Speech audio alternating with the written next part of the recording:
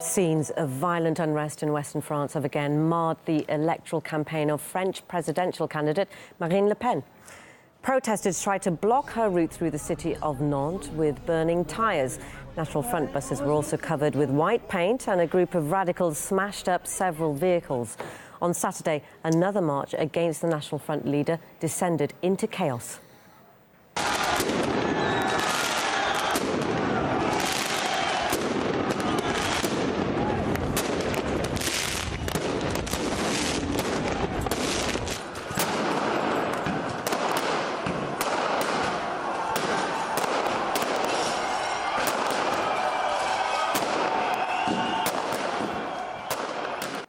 Current election polls put Marine Le Pen, along with Republican François Fillon and independent candidate Emmanuel Macron, in the lead. All three have condemned the recent spate of violence, and Fillon's directly accused the current socialist government of failing to ensure a peaceful democratic process. Today, as a former Prime Minister elected by the people, I accuse the current Prime Minister and the government of failing to provide the conditions for a peaceful democracy. We will never accept extreme left militias, obviously helped by the government, ransacking our country. I condemn the attack on the National Front campaign bus in Nantes and all other acts of violence. For me, this is a clash of ideas against ideas, project against project. Meanwhile, the country's current Prime Minister has vowed to launch a campaign against Marine Le Pen and her policies. RT's Charlotte Dubensky has more on his plans. Marine Le Pen of the National Front is the favourite to win the first round of the presidential election in April. And what the current socialist Prime Minister Bernard Cazeneuve has said is that he will do everything in his power to stop the National Front from winning the presidency on May the 7th. And he's described the National Front as being a deadly option. It's my responsibility to do everything I can to show the French people that the National Front's proposals are based on lies and will only lead to dead end. His campaign that he's talked about is blocking the progress of the National Front in some of the northern territories of France. These are industrial territories like Pays de Calais and also Lorraine, where the National Front has been seeing quite a lot of surge in support. And these were perhaps traditionally socialist areas. So what the PM is trying to do is to try and dissuade socialist voters who may decide to support Le Pen in a second round, which could, of course, see her being elected. But he's not the only one who is trying to stand in her way.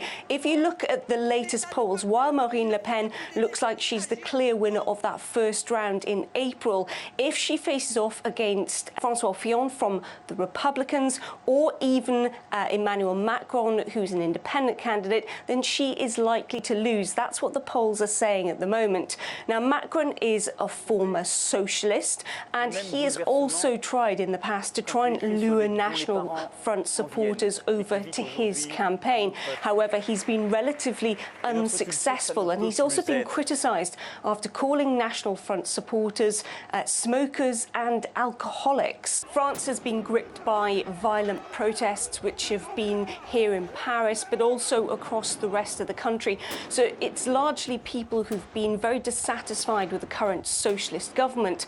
So it'll be interesting to see whether the people who are unhappy with the current government are actually likely to heed their words when it comes to choosing the country's next president. Former advisor to Nicolas Sarkozy and president of Thomas Vendôme Investment, Jean-Pierre Thomas, joins me live now in the studio. Jean-Pierre, welcome to the programme. Let's start with talking about the promise made, the latest promise made by Prime Minister Bernard Cazeneuve. Do you think he actually has the power to stop the National Front winning the presidency? First of all, to have an objective point of view with a little backwards, I think Mr. Cazeneuve is now the Prime Minister. He has more important things to do in terms of security, terrorism, than to interfere in the campaign. In France now we give sometimes lessons to the whole world about democracy. We have to show that our democracy works very well. and the campaign has to be independent of the government. Today, all the machines, the governmental machine, is in favor of Mr. Macron and in the favor of Marine Le Pen and François Fillon. So I don't think the action of the Prime Minister will be efficient.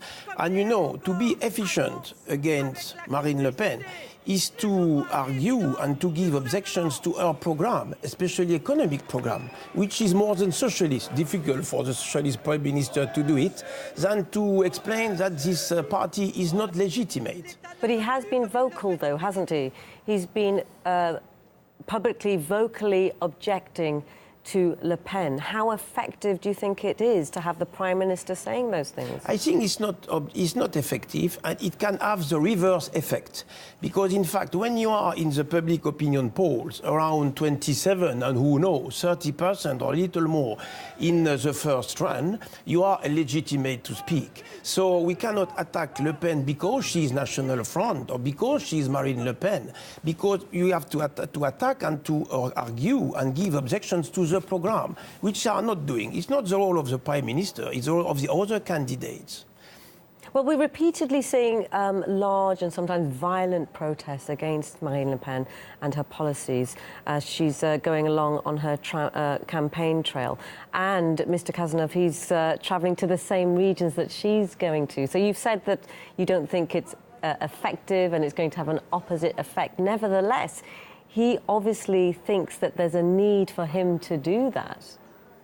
Yes, but he has to concentrate to do in order the mechanism of the election and democracy is following in a peace way. That the meeting of Mr. Fillon, Mr. Macron and Marine Le Pen can be taken in safety and in peacefully. That is very important, what they don't do very well, objectively. And what image we give to the whole world when France, who give lesson once more to democracy to the whole world sometime, and when our President Mr. Holland was always playing the white horse for human rights and democracy. What is the image of my country with such an election? An election has to be peaceful, and all these affairs and scandals and everything, the justice has to be before election or after election. But inside the election, in the middle, in the last moment of the election, everybody can think it's manipulation. It's not effective. It's not the image and the conception I have anyway, and the observer of what should be the democracy. Well, Jean-Pierre, it's interesting you say that, elections should be peaceful because François Fillon, he's directly accused the government of failing to ensure that peace for the democratic election process to take place. Do you think, A, that he's fair in what he said, and B, what, if it is the case that the government are failing to allow that peaceful process, what is the government doing wrong? I think the government today, all the machine, is in favor of Mr. Macron, My objective point of view, I am not involved now in politics, but that Mr. Macron is a baby of Mr. Holland. Imagine that Mr. Holland, who was not able to run again, succeed to make elected his former advisor in Élysée, who was writing his economic program. Everybody forget about it. So it will be a big success for him. But the governmental machine has not to interfere. And I think Mr. Fillon is right to ask to Mr. Cazeneuve to play his role.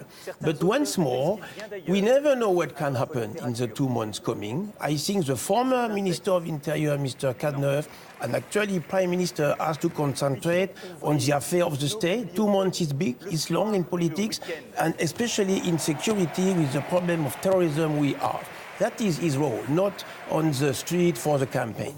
If we look at the French voters now, they seem to want change. But what guarantees can the alternative opposition candidates provide to ensure that change? Today, the candidate of the Republican Party, Mr. Fillon, has completely alternative change, more conservative, more liberalism, economical program, and in diplomacy, a radical change. More goalist program for cooperation with Russia, with keeping a good relation with the United States, like General de Gaulle did. He came from this family, the Gaullist family. And for economic, he will come back to more, to cut in the expenses, to decrease the number of civil servants, to push against the growth. So there is a real change. My point of view is with Mr. Macron, it will be exactly the same policies than before. He has no program, but I saw yesterday some start of what could be a program. It's not different from what he was doing when he was Minister of Economy. It's exactly the socialist policy, a small decrease in public expenses, a little decrease on taxes on the poor people, exactly the same that we had for many years, but with no effect. And with Marine Le Pen, the economic program is an alternative, but economically it's backwards to the communism. She come back to the 35 hours working, come back to the retirement age at 60 years, and out of euro, the French opinion is against that. I think it will never be done. She wants to do a referendum about it, she will lose it. So there is an alternative for the French electors with the candidate of the Republican Party, but in the public opinion poll, he's not ahead. So let's just quickly round it up, because obviously we'd like to talk forever, but we can't. But Marine Le Pen, she won the, she's leading in the polls on the first round, but in the second round, she's predicted that she'll be beaten by one of her main rivals. And she has come out with some quite extreme decisions that she says she's going to make if she comes into power. For example, leaving the EU. How successful do you think making these ideas, giving alternative ideas like that, be for the electorate? Will it win the election for her, or will she lose it? No, it's a theory of the glass ceiling, all the public opinion polls, which are wrong every time, in the United States, for the Brexit, everywhere, think that in the first run she can be ahead, and the second run the people will be frightened, but they're going out of euro and so on, which can be true. I hope it will be true.